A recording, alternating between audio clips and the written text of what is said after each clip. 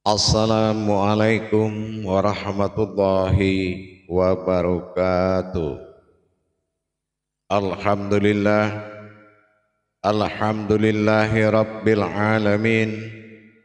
Assalatu wassalamu ala asrafil anbiya'i wal mursalin Sayyidina wa maulana Muhammadin. Ashhadu an la ilaha illallah wa ashhadu anna Muhammadar Rasulullah. Allahumma sholli ala Sayyidina Muhammadun musyabihil wal ikram ya wal jalila wal ikram wa tahirin wal mujahidina amma ba'du ibadullah wa ittaqullah. Alhamdulillah, bersyukur kita kepada Allah dengan mengucapkan alhamdulillahi rabbil alamin atas segala limpahan karunia, rahmah dan hidayahnya, serta dengan izinnya juga kita dapat menjalankan amanahnya, beramal dan beribadah zahir batin dunia dan akhirat. Bersalam kita tidak akan pernah kita lupakan, marilah sama-sama kita sampaikan kepada junjungan kita Nabi Allah Nabiul Akhirul Zaman Rasulullah Muhammad sallallahu alaihi wasallam. Atasnya kalimahnya kita kalamkan dengan membacakan Allahumma sholli ala Sayyidina Muhammad wa ala alihi Sayyidina Muhammad. Alhamdulillah bertemu lagi dengan saya Guru Mursyid Syekh Nur Muhammad Buya Irwan Maulana Al-Khalidi Pasaman, Sumatera Barat. Tentunya dalam rangka meningkatkan iman dan takwa kita akan selalu berbagi wawasan dan ilmu pengetahuan. Berbagi bukan karena banyak, berbagi karena keikhlasan dan ketulusan agar iman dan takwa kita mencapai kepada arasnya Allah dalam bermakrifat dan berhakikat. Pada waktu dan kesempatan ini dalam makom majelis zikir Ma'rifatullah dalam tayangan YouTube Buya Pasaman Timur, tentulah kita bagaimana mengadakan kupas tuntas tentang hakikat amal dan ibadah. Insya Allah pada waktu dan kesempatan ini saya akan berbagi wawasan dan pengetahuan dengan makom kajian, yaitu tauhid adalah makom tertinggi. Sebagaimana kita melihat potensi yang ada, urutan rukun-rukun dalam Islam menyatakan dalam rukun Islam itu adalah tauhid syahadat awal. Artinya kesempurnaan, kebenaran yang hakiki tentang ketuhanan dan diri. Ini adalah tujuan utama dari syahadat. Mencapai tujuan utama bagaimana mendapatkan hakikat yang sebenar-benarnya secara hakiki untuk mendapatkan sujud Tuhan yang akan menjadi sembahan diri dalam bahasa amaliyah. Tetapi hakikat kebertuhanan tadi dalam tujuan tauhid ini adalah dengan jalannya, yang mana jalannya itu diungkai adalah tajali, itu adalah diri. Nah, ini yang dikatakan man arafa nafsahu wa qad arafa rabbahu. Allah katakan barang siapa yang mencari mengenal diriku, maka dia akan mengenal ketuhananku. Nah, ketuhanan yang dia Allah ini ada di mana? Ada pada dirinya sendiri atau ada pada sebuah wujud yang dia jadikan umat untuk menyembahnya, maka dikatakan ketuhanannya. Memperjelas keberadaan tauhid pada diri adalah tujuan awal setiap makhluk. Setiap umat tujuannya adalah memperjelas kedudukan ketuhanan pada dirinya dan kedudukan keumatan pada dirinya. Pada dirinya, nafnya Allah. Naf itu nama batin-batinnya Allah yang ditujukan berkodrat diri. Kesulitan yang sangat dialami oleh para permujahadah Pemujahadah para pejuang-pejuang yang bermuqarabun, bagaimana dia menuju sepenuhnya kepada hakikat Tuhan untuk menjadikan dia sebagai umat dan menjadikan Tuhan nyata sebagai Tuhan dia. Banyak jalan yang terkembang, tetapi tauhid tidak menyediakan fasilitas yang banyak. Yang banyak hanya jatuhnya kepada amaliyah yang mana tiada dosa bagi orang yang mencari keriduanku. Tapi orang yang mencari keumatan dan ketuhanan pada dirinya, ini tujuannya adalah tujuan sahadat. Sahadat menyatukan, sahadah langsung, ahad menjadi satu. Menyatukan ini dalam wujud hurufnya adalah alif atau alafa atau menyatukan. Tapi di dalam perjalanan tauhid tadi, untuk merasakan sebuah rahasia yang mana melahirkan sebuah kata, engkaulah umat, akulah Tuhan, dan umat itu adalah aku dan Tuhan adalah aku, mungkin butuh analisa, karena kalimat ini akan bertentangan dengan akal, gitu ya, bertentangan dengan akal. Maka kita wajib mentadabur atau mengkaji dulu sebelum akal ini berbuat. Kalau akal sudah menentukan keputusan mana yang dia mampu, itulah yang dia bicara, itu akal. Tapi kalau iman, mana yang dia tidak mampu, dia akan berusaha mampu. Dan kalau ilmu, mana yang mampu, itulah yang dituju. Nah itu. Jadi ada perbedaan pencarian, tapi bukan pencarian Tuhan yang hilang, tapi pencarian wujudnya untuk mendapatkan kodratnya. Allah wujud yang nyata pada langkah dunia masa insan. Tidak ada kehilangan siapapun. Manusia tidak boleh kehilangan Allah, karena Allah meliputi dirinya sendiri. Dalam pemahaman tauhid ini tadi, perlu kita lihat. Nah, perlu kita lihat. Kalau kita bicara sebagai tauhid, ya, kalau hanya bicara sebagai tauhid atau yang berhubungan dengan Allah, mana tauhid atau diri fitrah yang akan berhubungan dengan Allah? Ini adalah tujuan awal. Mana diri fitrah yang berhubungan dengan Allah? Nah, ini kan harus kita benar-benar mencari kedudukan diri itu. Kenapa? Diri ini kan batinul batin, rahasia dalam rahasia, ada batin dalam alam batin. Nah, di sini tergantung pencarian makomnya, bukan pencarian Tuhan, tapi pencarian makomnya. Bagaimana kita mendapatkan tauhid itu berjalan di diri kita. Tauhid adalah tujuan tertinggi dan terutama yang paling diutamakan. Ya. Awalul wajibin alal insani huwa maififatul illahi bi istighani. Pertama-tama yang wajib bagi umat adalah mengenal Tuhannya dengan seyakin-yakinnya. Nah gitu ya. Mengenal Tuhan dengan seyakin-yakinnya. Cara meyakini Tuhan dengan mengkaji diri.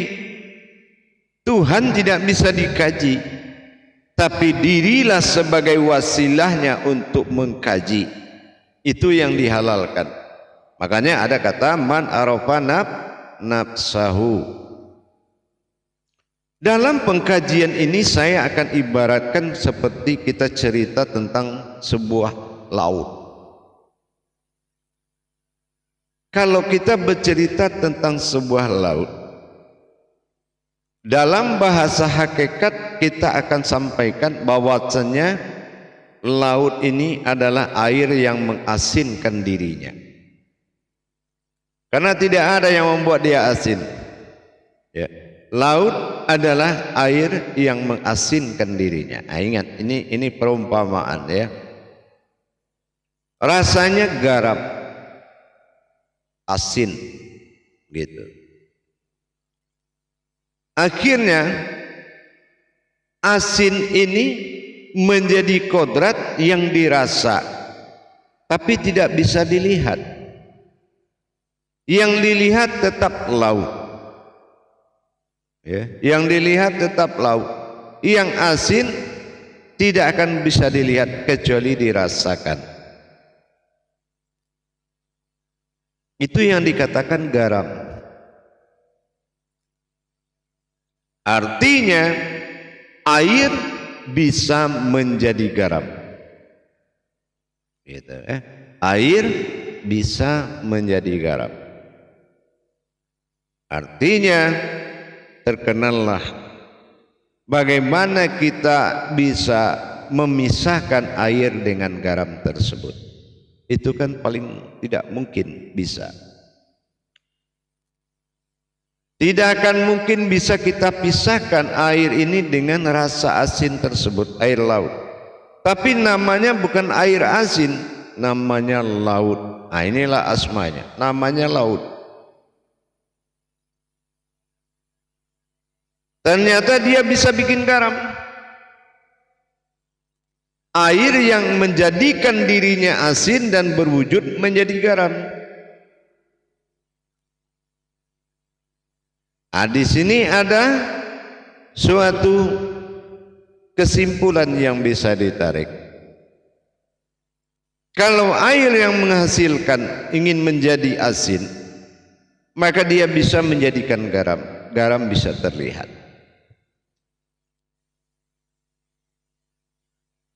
Tapi sebaliknya, apakah garam bisa jadi laut? Kalau laut dia bisa jadi garam. Tapi apa garam bisa jadi laut? Bisa.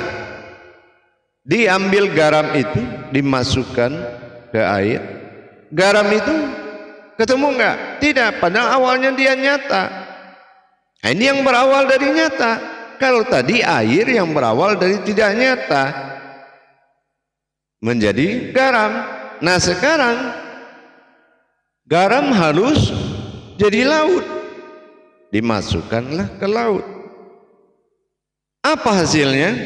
Garam hilang.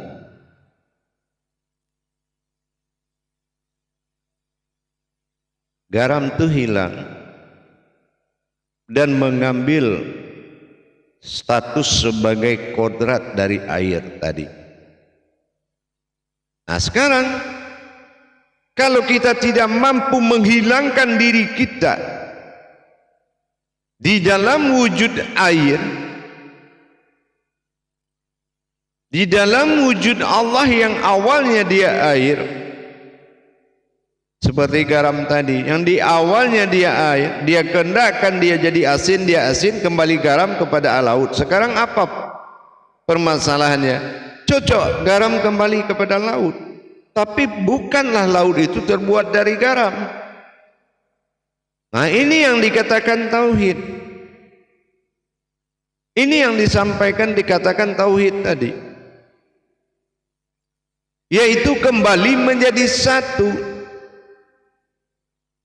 yaitu asin kembali menjadi asin, garam kembali menjadi laut, maka laut menerima dengan asin, karena laut asin sudah ada sebelum garam ada. Nah kalau sudah terlihat air asin, yaitu bernama laut, kalau kita ingin mencicipi, kan nggak mungkin kita minum satu laut. Ambil aja sedikit kita cicip, sudah dapat rasa kalau ini adalah air asin. Jadi begitu juga kalau kita sudah yakin kepada Allah dengan hanya satu titik rasa, maka jadilah semuanya.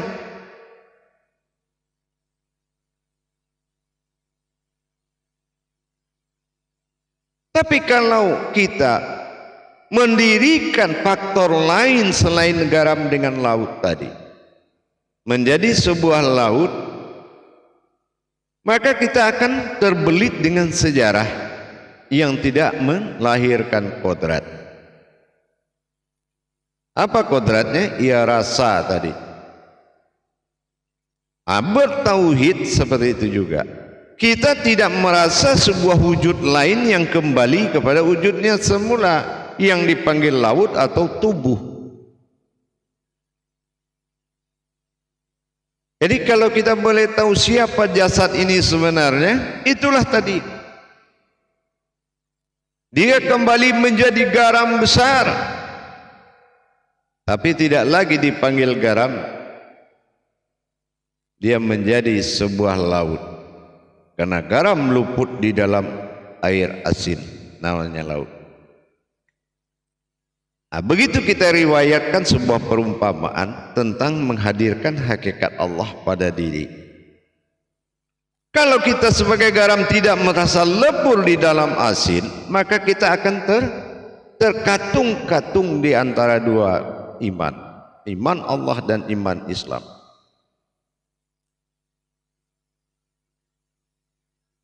Makanya kita harus kembali mengingat faktor tauhid. Jadi kalau tauhid ini kita sudah mengenal tauhid, maka kita akan mengenal semuanya. Tapi kalau kita belum mengenal tauhid, memang kita susah mengenal semuanya. Ibarat Al-Quran dengan kalamullah yang pernah saya kaji tadi. Itu ibarat Al-Quran itu ibarat satu tetes air laut dan terkunci dengan jumlah dan hitungan dan menjadi rumus untuk dasar mencari kebenaran hakikat. Apa hakikat kalam yang sebenarnya? Bahwasanya Allah tidak berhenti berkalam meskipun Al-Quran sudah tutup dengan jumlah. Sama dengan kita bertauhid. Kalau kita menggantungkan iman tauhid kepada sebuah amalan, amalan tidak lebur dalam pandangan, maka ini dikatakan kita akan larut ke dalam sejarah yang berkepanjangan. Sementara kita hidup dikejar waktu. Musuh utama orang hidup itu adalah mati. Mati itu waktu. Waktu itu yang membawa kerandanya kepada alam mati. Tapi orang yang bertuhan tidak terjadi kepadanya kodrat itu, karena tidak ada yang mati dan tidak ada yang hidup, melainkan sebuah wujud kekal, fana bilah, fana pada jasad, bilah pada diri, maka kekallah dalam diri, urat tidak berdarah dan tidak berurat. Nah, iman tauhid juga seperti itu. Kadangkala iman tauhid tidak ada, sudah mengatakan orang sesat. Tidak tahu tauhid apa-apa tentang tauhid, sudah mengatakan kaji yang mana yang benar, mana yang salah, mana yang tinggi, mana yang rendah, mana yang jauh, mana yang tidak. Tidak ada makom kaji tinggi, rendah, jauh dan dekat, hebat atau bodoh. Makom kaji ini adalah tajalli rahasia Allah pada diri yang wajib dijadikan. Dengan demikian kita harus menembus makom tauhid. Bagaimana kita menetapkan tauhid itu pada diri kita? Tentunya dengan mengekalkan rasa dalam wujud yang nyata. Di sini baru kita bisa merasakan kembalinya garam ke laut, kembalinya diri wujud kepada Tuhan, tidak ada persengketaan dan persekutuan di dalam kembalinya. Nah, dengan demikian kita tingkatkan terus sampai kepada tingkat kebahagiaan zahir dan batin. Jamaah para hadirin dan hadirat dimanapun berada, makom tauhid adalah makom yang sangat tinggi. Bahkan kalau kita belum mengalami masa tauhid, ini akan mendapatkan sebuah kebingungan di dalam menjalankan amanah Allah. Mendapatkan kebingungan. Apa kebingungan? Kita sibuk menghafal ayat, mengingat ayat dan mengingat rakaat, takut lupa dua-duanya. Hasilnya apa? Yang lupa kepada Allah. Nah, bagaimana? Karena iman tauhid tidak ada. Iman tauhid kita itu belum berdiri. Bagaimana bisa kita menetapkan suatu mata hati dan mata batin? Kita belum kembali garam itu ke laut, bagaimana bisa kita menjadikan sesuatu yang belum bertemu? Maka kita jangan sekali-kali menutup diri tentang apa yang dikatakan oleh Allah terhadap diri kita. Apabila Allah berkalam tentang kita, semua dia, ini dia, ini dia, ini dia, ikhlaskan. Semua Allah katakan ini aku, Basar aku, sama aku, kalam aku, hayat aku, iradat aku, kodrat aku, ilmu aku, semua aku. Jadi saya ini siapa ya Allah? Aina ma kuntum, engkau adalah aku. Nah ini dia. Wa huwa ma'akum aina ma kuntum. Kalau sudah dia padamu, maka engkau adalah aku. Aina ma kuntum. Ini yang dikatakan kalau dia dengan aku adalah dia. Maka dimanapun kamu berada, di situ ada aku. Nah inilah yang disuratkan dalam qiraat atau arti. Meningkatkan iman tauhid, memisahkan rasa air garam tadi dengan airnya itu mustahil. Karena apa? Karena air garam sudah bernama air, namanya air asin. Nah gitu. Padahal yang hidup di dalam air asin bukan air ikan asin, tetapi ikan biasa.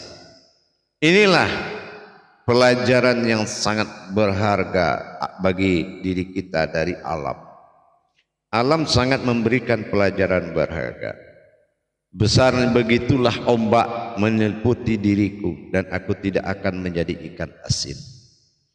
Inilah yang harus kita pakai. Berapa besar gelombang dan arus dunia ini dan aku tetap umat.